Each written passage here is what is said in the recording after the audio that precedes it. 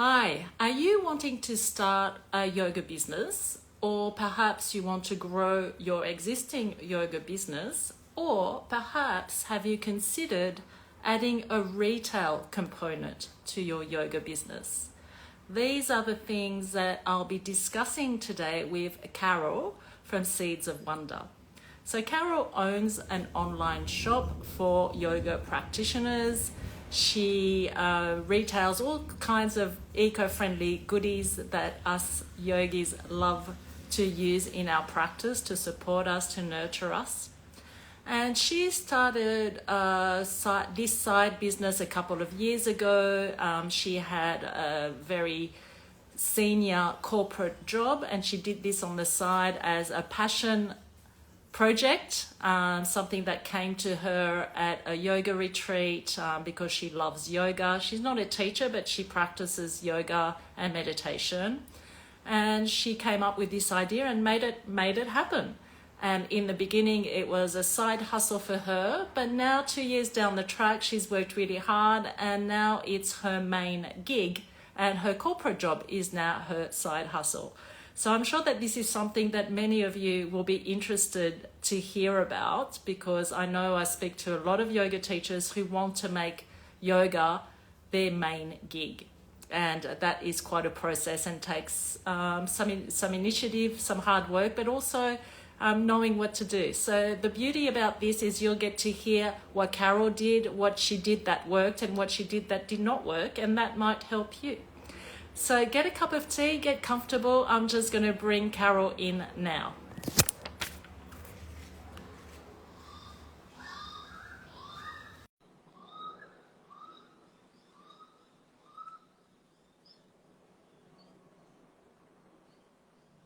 Hi, I hope that's Hi, working. excellent, we're Can you live. hear me okay? Yes, can you hear me? I can indeed. I have to apologize. There's a big thunderstorm circling my house. So Yeah, I hope that it doesn't intrude too much on the video. I've shut all the windows and the blinds, so fingers yeah, crossed. yeah, we'll be fine, don't worry. Okay, so I don't know if you heard the introduction, but there's quite a lot to go through today. I did let everyone know where Seeds of Wonder started and where you're at now. So we want to pick your brain and find out, how did you manage to so quickly grow your business? Let's start with how it started and what you've done to get it to where it is now. Over to you. Yeah, so I think you mentioned it started on a yoga retreat. So I was actually on a silent yoga retreat, which my friends giggle at, and you'll tell I'll talk a lot by the time you listen to this. And in that silence, meditating one morning at 5:30, which is again not usual for me, this little seed popped in my head about starting some kind of online business that could encourage others into the yoga world, and not just the physical side, but the sort of lifestyle that sits behind it, that's come from all the ancient wisdom. And I let that sort of mull over for a little while, and started researching how I could bring it to life and what it would actually look like as an offering. And I think what helped me fast track that was actually seek out others who'd done this before me. I had never run a business in my life. I didn't come from a family that did that, or I didn't really know anybody else who'd done something like this either. So I actually invested in getting a business coach just to start me off. And I also connected into services that the government runs. So if you're in New South Wales, Service New South Wales offers an amazing service called Business Connect, and I think other states do similar things. And they can help you get through all the logistics, like how do you buy a web domain, like who is GoDaddy and is that a real business that won't steal my money? How to get an ABN, how to set up, should I be a sole trader, and all these sort of logistical things that you have to go through. And I think if you're an established yoga teacher, you've probably set a lot of that up, got your ABN worked out. But that certainly helped me really understand what I could bring to life and how I could go about doing it without completely jumping off the cliff and having no revenue coming in. So I made a decision to do a phased transition. And by that, I mean, I carried on working in my corporate gig, and I've slowly transitioned the days down. So now I'm working 1 or 2 days a week in that gig still, but my main focus is now the business, which is exciting. But having that revenue coming in really helped take the pressure off my shoulders. I knew I could pay my mortgage, I could put food on the table and all those good things. And it also gave me space to experiment with what I was going to offer. So that's one thing I learned. You're not going to get it right first off the bat. I've learned a lot. And it also gave me the time to put the foundations in place. So making sure that I understood how to do bookkeeping, because numbers are not my thing, build a website. And you need money to do some of these things. So having the revenue there from my paid job, the mortgage paying job, as I like to call it, helped me invest in those sorts of things and get help where I'm not so strong. Like Barbara is a beautiful art art specialist, so she can design her own logo, and that is not my thing. So I needed to look for help for somebody who could help me design a logo and just establishing some of the brand stuff and that. So I think that's the thing, is picking what you can do yourself, what your strengths are. I'm a project manager by background, so I can plan the wazoo out of something. I can break stuff down, get the strategy. When it comes to what I would describe as the more creative side, such as the branding and marketing, I have sought help. And I think that's helped me move much faster than I would have done on my own, and hopefully limited a few of the potholes I fell down along the way. Yeah, a lot of the people that I speak to, yoga teachers, are probably a little bit of the opposite of you in some ways. They tend to be more creative types, not always. So probably the things that you're naturally good at are the things that we tend to find more difficult, like the project management and having a strategy and a plan and a business plan. I mean, all these things don't sound very yogi-ish. No, and I particularly, I think this is true of yoga teachers that I know, the marketing and sales side doesn't always sit naturally with us as well. We don't like to feel that we're forcing others to buy things or doing hard sales. So that was something I had to find a way of doing authentically that sat right with me without feeling like I was ever doing the hard sell. But you know, we run businesses, we need to pay mortgages and pay the rent, etc. So you have to learn how to do the selling part as well, and that was something I found really difficult, and I'm still finessing. Okay, so tell us about some of the things that you did wrong so that the people listening don't do them. Yeah, so this might be good for any yoga teachers who are thinking about adding a retail side, either on their website or if you've got a studio and are looking to branch into this, is think about what it is that your customers want. So you're not selling things that work for you. You've got to work out what your client base wants. So if you've got a studio or clients that follow you, students that follow you, what is it you think that's going to attract them, that you would be interested in providing? So I probably jumped a little too hard off that and went out too wide. I think I'd have been better starting with a few core products and then working out which ones were resonating and which weren't, and then building from there. The other thing is, if anyone's out there as a maker, I think I saw someone replying when somebody makes alpaca goods or something like that. So I think there might be a few makers on the line, and maybe artists like Barbara. If you are creating stuff, think about how many one-offs you want to do. So this is something I didn't do well in the beginning. I had lots of one-offs. If you've got a website and you're doing the online sales, you've got to do photos for each of them that are attractive, clear, and easy to see, product descriptions that answer the customer's questions, etc. So people want to buy from you, and you've got rid of all the barriers, and all that takes time. So I was creating all these one-offs and just creating this huge amount of work for myself. And then if I didn't make it again, someone would be wanting to buy it. So repeat business, and it's always exciting. So I learned pretty quickly in the first year to stabilize my offerings. So I have maybe about 24 mala designs, and I'm always replacing them and updating them, but I try not to do too many one-offs, because also you're buying different products to make those as well. So every time you're having to buy something in, that's an additional cost for you as well. And I think the other thing is you really need to work out your costs of goods, or COGS. So whether you're wholesaling products in or you're making them yourself, you need to understand the real cost of that. And I mean things like, it's not just how much a yoga block might cost, it's what was the shipping on that? How are you storing it?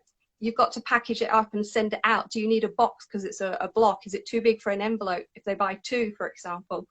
And you've got to factor in the costs of the packaging in that. And that wasn't something I understood right off the bat. That took me a while to understand the hidden costs, if you like. And when you're making goods, is how do you factor in the cost of your time? We makers are chronically bad at charging for themselves. We'll often not charge, but that's something, if you want to be sustainable, you do need to factor in.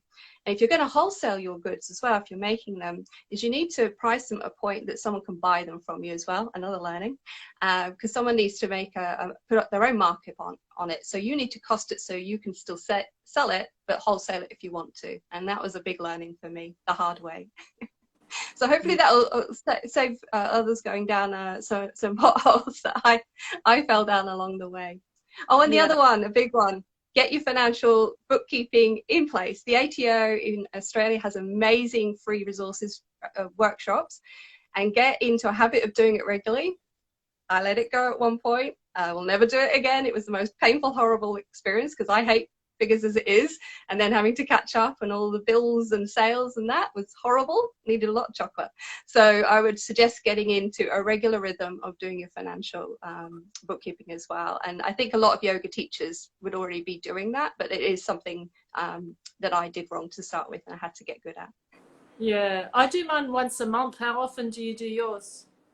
I do my weekly.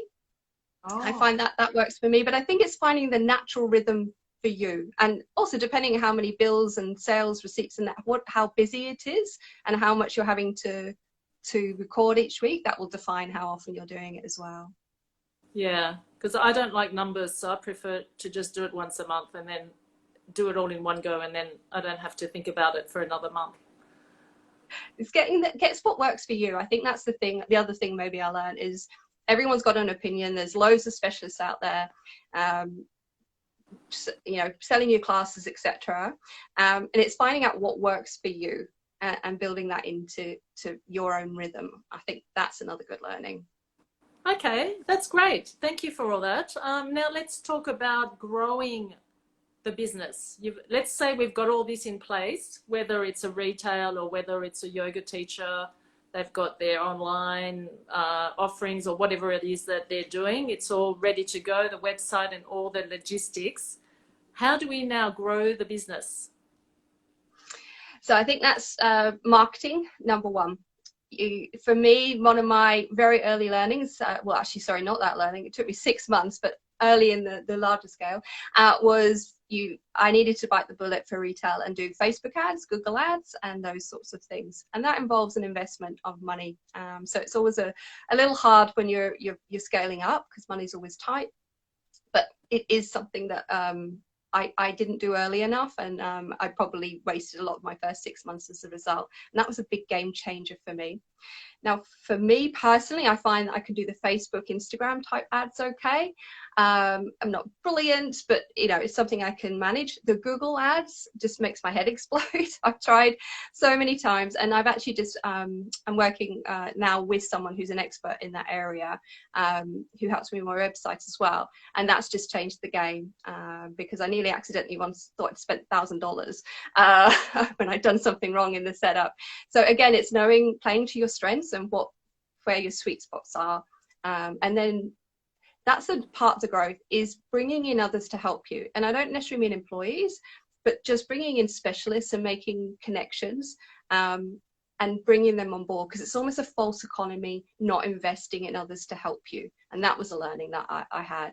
So I have someone who helps me with the branding when it's outside of my Canva skills, who's been with me since the beginning. He's fantastic. And I now have a website guy who's helping me with the SEO, the search engine optimization. So when people are on Google and looking up yoga props, I can hopefully pop up maybe on the first page, etc. So all those sorts of things where I just find whether it's time or knowledge, it's just not, I need to get help with. And that's certainly something that's helped me grow faster as well. Okay, so with Facebook ads, and I've never had much luck with Facebook ads personally, but I suppose it's more for a product, would work more for products. Yeah, it's certainly, you need to drive traffic either to your studio or to your website or to wherever you're retailing them. And there's a lot of competition out there. So I found it was a really massive game changer. You can organically do stuff with your Instagram and Facebook, etc., but the competition is just growing all the time. Small businesses exploding. So it does help you get out there. And the other thing, which I think yoga teachers do very well, but it's not something I'm very good at and I'm working on, is you need to be the face of your business. When you're a small business, people buy from a person. There's a lot of competition, as I said. So if they can engage with you as an individual and see who's behind that brand, that is often a game changer as well. So I'm working, as Barbara knows, to get more in my feed. You'll see that it's improving. It's not great yet, but really working on that and sharing your story and being visible on your website as well. That was something I didn't do early enough. I had an about page, but really it was hidden and it wasn't front and center. So what do you mean by being visible on your website? So having your images on not just your about page, having your voice. So on the front page, one of the things that's worked pretty well is I share a bit about my story and what I'm offering, and I'm trying to talk to my clients, and there's a picture of me there and that sort of thing, and just literally getting your face and your voice out there, so you're connecting, engaging with your customers. You're a point of differentiation. It's one thing, you know, for example, I can compete with Lululemon on this because there isn't a single person behind the brand. So it's something that you can play to, because if people engage with you and what you're doing, they're more likely to buy from you and trust you to buy from you. Yeah, that's true. And you do that very well, I think, and the customer service. So let's talk about that, because I think that's one of your strengths. Thank you. Oh, I'm blushing. I don't know if you can see. Thank you, Barbara. That's lovely. Yeah, so it's, for me, customer service is really important. So whether it's being responsive and empathetic to queries, responding within a timely fashion. Now, this is a lesson I learned. You can't be on 24/7, and that used to be my thing. Someone would come through at 10 p.m. on Sunday and I'd be immediately on Instagram or my email responding. You do need to put some boundaries in place. I'm still working on that. That is not my area of strength. But yeah, putting your boundaries in place, but being responsive within those parameters is really important. I try and get out my goods out as quickly as possible, especially since there's been so many shipping issues. So I'm really conscious people are wanting it for Christmas, for example. So I chose to do order deliveries nearly every day or every other day, depending on how busy it is, so that things are getting out and people are getting it quickly. But also just getting feedback from your customers. So one of the things I did last year is I set up a survey using SurveyMonkey. It didn't cost me anything except the time, and offered 20% on your next order, because you've got to, you know, sweeten the deal while you're getting feedback, what's in it for them. And I did that after sales. So not just asking for reviews after a sale, but actually asking, why did you buy from me? What was it, you know, that made you take that jump?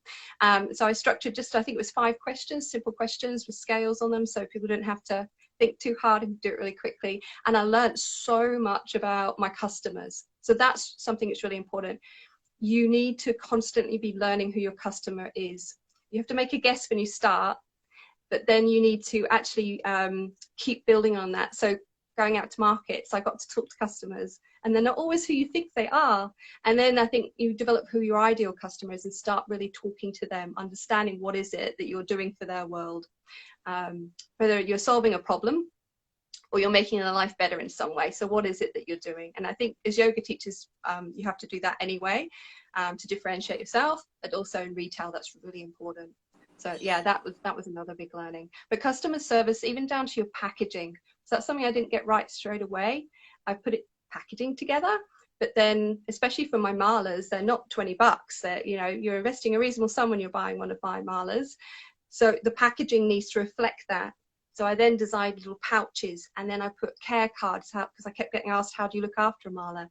What are the crystals meaning? I can't remember when I saw your site, and they want it there and then with the mala. So I've developed my packaging, but then standardize it so that it's not costing you a fortune. So I now have a single pouch that fits most of my products. So I can use that for different things. I'm not having to create or order 5 different versions, for example. So that was another thing, because people appreciate when they open the box, the experience. That's almost part of your customer service, is when they're opening it. How do they feel when they're opening it? Are they excited? So yeah, that was another thing I had to finesse. I didn't get right straight away either. Yeah, no, your packaging is beautiful. I recently bought my mum one of your things, and that's the first thing she said, how beautiful the packaging was. It's Yeah, getting that's there. great. Yes, that's exciting to get that feedback. Thank you. Yeah. Oh, God, there's so much to do, isn't there? There is, and I think it's a never. It's like being a yoga teacher. You're always studying, you're always learning, and that's the thing. Is like my photography skills were definitely not the best when I started, and I found Creative Live and Domestika. So Domestika does a lot of its courses in Spanish, but don't be put off. They have amazing short courses that can really up your photography games, like selfie games, which for yoga teachers is a really big thing, as well as flat lays if you're buying. You're selling products, how you set them out and you take picture above, so it's like a flat lay. And that I get compliments now on my photography. It's still not brilliant, but it is so much better. If you look at the beginning of my Instagram feed and now, you'll know what I mean. So just learning stuff like that, learning about marketing, digital marketing, learning how to post better. I used to talk at people in my Instagram posts and Facebook and then wonder why no one was responding, because they had nothing to respond to. So now I try and think about how I can engage and create conversations with my posts, and I've learned that through my studying. And I also did, if anyone's interested, Cornell University in America has a course that's sponsored by the Bank of America, I think, but it's amazing. It's a free short course for about 6 months, but it really is great at upping your game. It teaches you a lot of skills across an entrepreneur's journey if you've not been a business person before, grown up in that kind of environment. And I spent time doing that in about my early in my second year, and that really helped me take my game up. So it's finding courses that can really help areas of the need to develop, or areas where you're not such a sweet spot for you. Yeah. And you're great at that. You're always doing courses and learning, lifelong learning. That's really important. Yeah, I don't Yes. think it'll stop. There's something else I wanted to ask you about with products, in particular, people that want to market their products. That how do you make that look interesting? Well, learning how to do the flat photography really helped me. I find doing selfies pretty tricky. It's still an area I've got to work on. I think as yoga teachers, you're almost forced to get good at that pretty quickly. So I think yoga teachers will definitely have an edge over me. But learning how to do a flat lay, so that might be your product in the middle. You might have some flower or some a Buddha or something like that, and you position them in a certain way that sort of brings your product to life. And there's really easy tricks that once you do this little courses or get onto YouTube, you could Google it on YouTube, there'll be lots of free stuff there that can really enhance how you're positioning your products. And that's something to think about if you are displaying them in a studio, or if you do markets, for example, if you decide to do markets, if you make eye pillows, for example, is how you display is really important, because people will buy more if it looks pretty. And that could be as simple as heading to Kmart. This is what I did for my market stall, and buying, wooden platters so that you can lay things out on the beautiful wooden platter, or and play to your brand colors. So if you've got brand colors, so mine's very about natural colors, natural woods, or the corally colors and goldy colors. So I'd have like brass hands or pots that I could drape things over.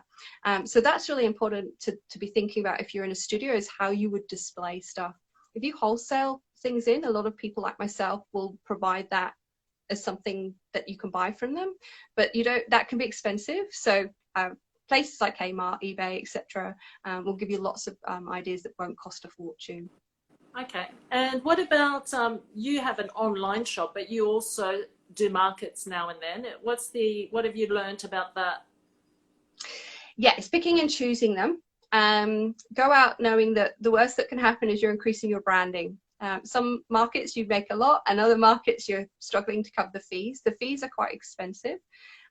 So I've learned through trial and error which ones work better for my business, have the right kind of customers coming, because my goods aren't for everybody, you know. If you're into yoga and well-being and eco-friendly stuff, then you'll love me. If you're not, then you probably wonder, why would you buy a mala?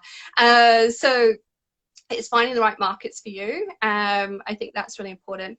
And then weighing up, is it better to spend that money on Facebook ads, or is it better to go to the market? And why are you doing it? So some markets I'll do simply because I'm wanting to engage with my customers, and it's worth the investment of the cost and the time. But the other side is there's a certain setup for markets that you do need to invest in. So being clever with that, you need probably a table about 1.8 meters table that you can buy from Bunning, the white ones with the folding legs, investing in that, or maybe picking it up secondhand if you can. And then white tablecloths from eBay that cover legs. That was a learning. It makes you look really schmick really easily and quickly, and it's not expensive, and they wash a treat, and you don't usually need to iron them, because believe me, that can take an hour when you've not got if you've got a cotton tablecloth. My learning, don't do that.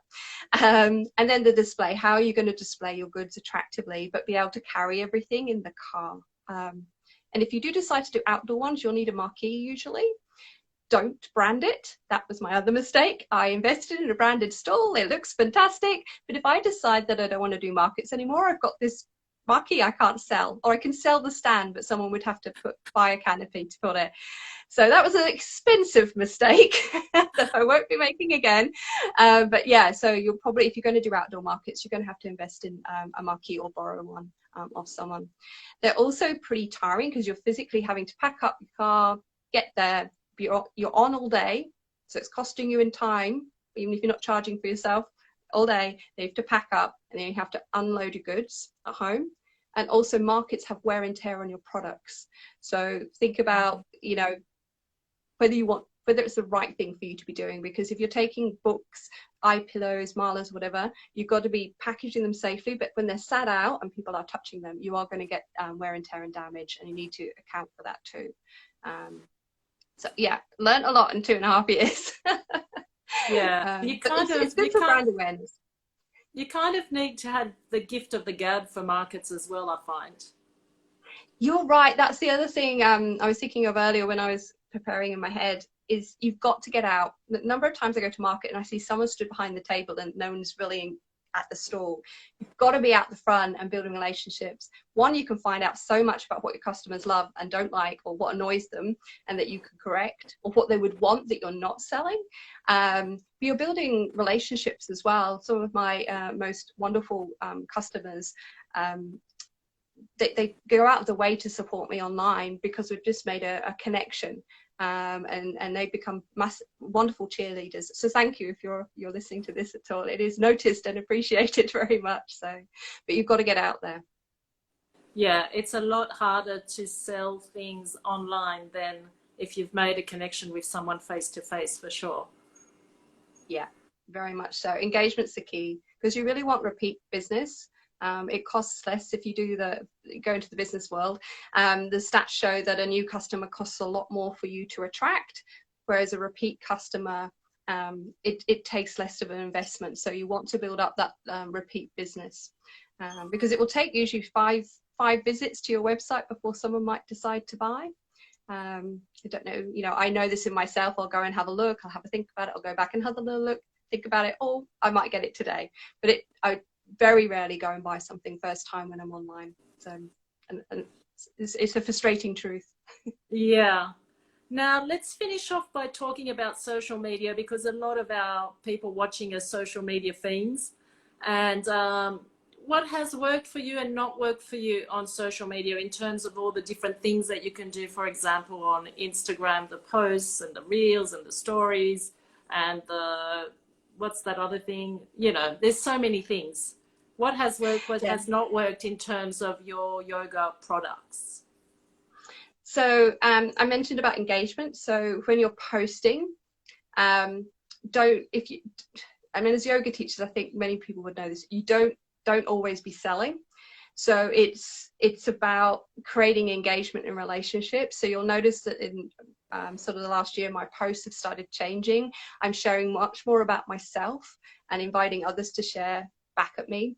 For example, what do you do to get through a hard day when it's just one of those days? You know, I do box breathing and I go out and do some meditation and maybe have some chocolate. So what is it others do? So I create, focusing more on creating engagement and not just talking at people or selling my products, providing information on your products. So what are the benefits, or how do you use them? Some of my products, like the smudging stuff, people are not quite sure if they're not smudging, what on earth this thing is, when and how would they use it. Malas, if you're not in the yoga world, you might not have a clue what a mala is, but people like to wear them as necklaces. So I have a customer base there. So they want to know, why would you spend this much money on crystal necklaces, which is how they would view them, for example. So I need to help answer questions. And that's a really good thing to be posting on. What works, I hate to say it because I hate doing them, as Barbara knows, is reels. They're not as powerful as they were when they first went out about a year ago, I think, Barbara, but they certainly do get a lot more views and engagement, I find, when I'm posting those. And being consistent. So don't post every day 1 week and then disappear for 2 weeks. It is about that consistency. When I first started, I was like, I'll post once a week and that'll be fine. Oh, was I so wrong. So now I have a schedule. I might have a day off, or if it's particularly busy, I will cut myself some slack. We're not perfect, but I do try and post maybe 6 times a week. And I also always try and have at least a story running of some kind. And I mix those up between letting someone know there is a new product versus getting to know me a bit better, or getting to know my customers a bit better. You know, what is your favorite yoga pose, and things like that, so people can interact with you. And I found that that's worked really well, and really increased my engagement with my customers. Yeah. And are you using your social media to grow your mailing list? Yeah, I'm starting to work on that. So I haven't done that as well as I should have done, and partly because of time, actually. I've got lots of ideas for what they call lead magnets, which I'm sure a lot of your yoga teachers will know, is that free offerings, etc., where you offer something in return for someone giving you an email address.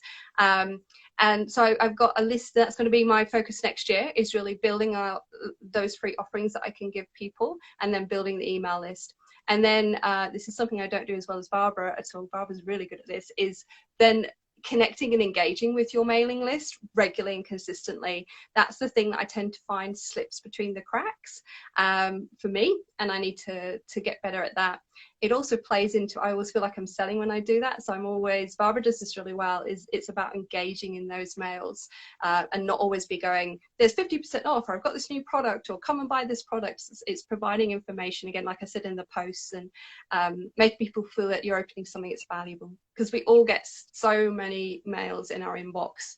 You want people to be opening them and not just deleting them because they think they're being sold out again. Yeah. And another thing we haven't spoken about, we're out of time, but I'd like to talk about this if you've got time, is your podcast.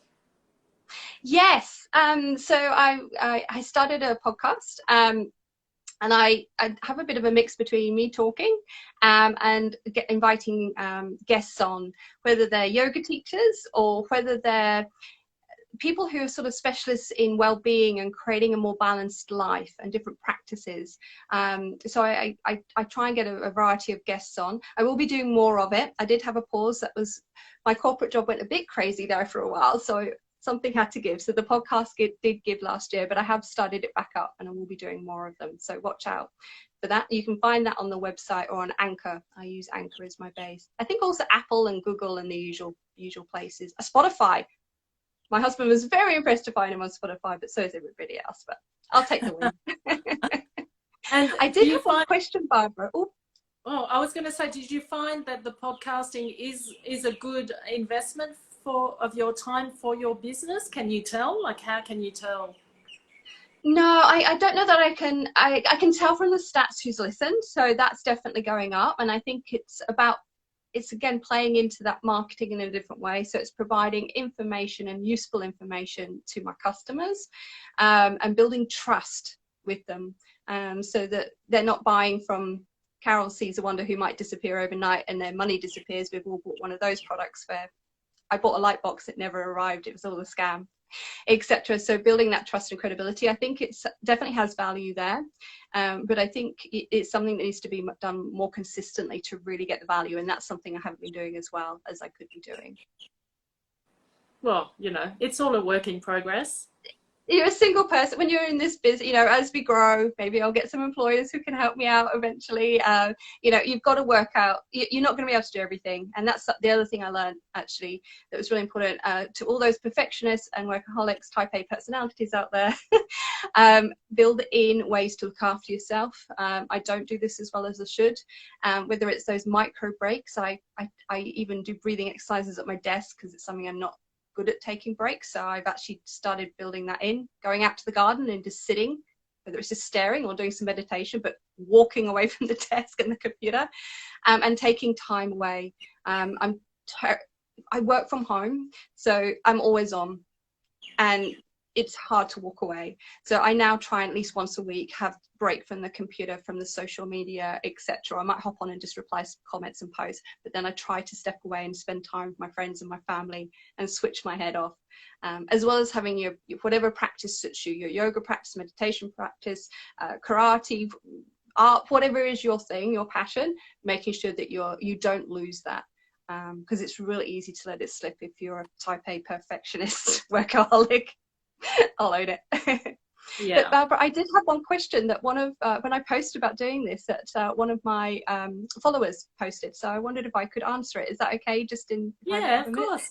So they asked me, what's the best advice that I would give to someone wanting to become self-employed? And wow, that made my head explode. So to answer that is believe in your dream. Don't let others who have their own fears, their own baggage, their own self-beliefs make you play small. It can be so easy for that to happen, and you don't start your dream or you give up your dream too early. And the other things is don't jump off the cliff. Think about how you can transition into it, and how you're going to fund it and make it sustainable. One of the biggest reasons businesses fail is they haven't got ongoing funding to keep them going during that building period, and burnout is the other big reason. So again, that's self-care. And my last one that blew my mind, I have an accountability buddy who's this wise woman, thank you, Joe, who called me out on it. So accountability buddies are great. They love you and nurture you and are your cheerleader, but they can call you out when you need calling out. I was with some of my vendors and wholesale supplier and partners, etc., and sometimes with my customers in terms of returns and that, I was just almost letting people walk over me. I was almost apologetic about challenging someone who'd missed a deadline, etc. And my wise friend Joe said, would you let that happen in your corporate job if you were doing it on behalf of an organization? And wow, the penny dropped for me. I was like, absolutely not. So now when I'm interacting with people, I'm always, going, because I need to fake it till I can make it. How would I do this if I was doing it for an employer, paying my salary, and I was spending their money? And that has really helped up my game. And when I have to have those harder conversations, become much more, I own myself, and my business is important, and it needs to be treated the same way. So I'm getting much better at that. Still a work in progress, Joe. But yeah, that was a bit of an epiphany. So this year that really changed the game again for me. The game's always changing. Thanks, Carol. You've given us so much information. It's excellent. To finish off today, can you tell me what is your vision for Seeds of Wonder? Oh gosh, that's a hard one. I haven't done my planning for a while. I really want to probably continue to grow my online business, and maybe one day, so I might start with some pop-up shops, but maybe one day I might have a retail presence. Now, I'm not looking, I don't want to be Lululemon. I'm not looking to go global. I'm not even necessarily going national, but I think it would be nice maybe to have a shop locally that people could come and see me, and actually come and visit. So that might be a dream. And also get back to doing events. I was doing this before COVID hit. And then when COVID hit, I just decided to not do them. But I get lots of requests about learning to make malas, for example, is a really massive request. And even going on and joining people's yoga retreats and coming along to teach students and those kind of things, I get a lot of requests. So definitely looking at how I can do that, COVID allowing, shutdowns allowing, how I might be able to build back on doing that, because I love getting out and interacting and meeting people. So that would be really exciting to be able to gear back up in that area. Awesome. Can't wait. Okay, Carol, I'm going to let you go. Thanks so much for your time, and I'll see you soon. Thank you for having me on. I was very flattered to be asked, so thank you for inviting me onto your Friday sessions. My pleasure. Thanks everyone for listening, and we'll be back here with another guest next week. Bye.